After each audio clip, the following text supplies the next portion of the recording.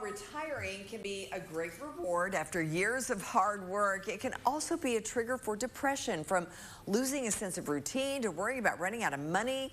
There are many reasons people experience unhappiness in retirement. Local financial professional John Vandergriff from Blue Ridge Wealth Planners is here with tips to help retirees kind of better transition into their golden years. It's always good to see you. Yeah.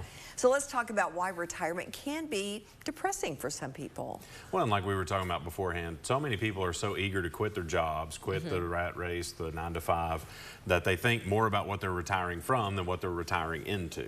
And so we spend a lot of time trying to talk about picturing what you want that retirement to look like, what you want to do, what you want to avoid, and trying to do that beforehand so that you can map it out, because a lot of people make that transition and they don't have a way to replace that value that the title, the notoriety, the job gave them. And so that can lead to some moments of depression for sure. It's all tied up in your identity. Yeah, whether you want to admit that or not. Yeah.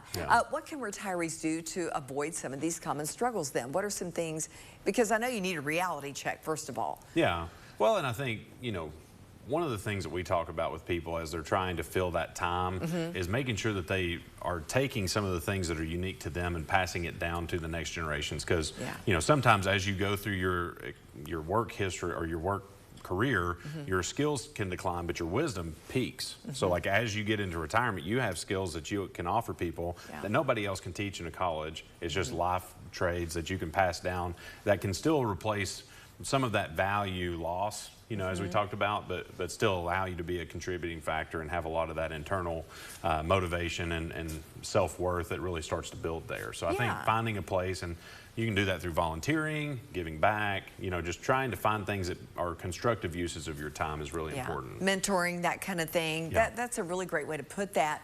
One of the biggest stressors retirees face is running out of money, and that's a big one.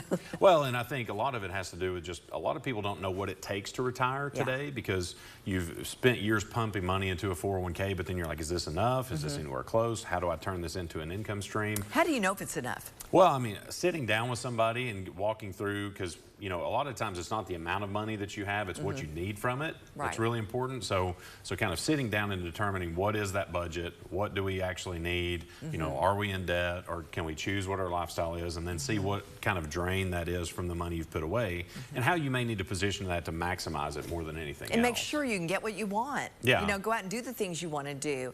What steps can we take to make sure we are saving enough for retirement?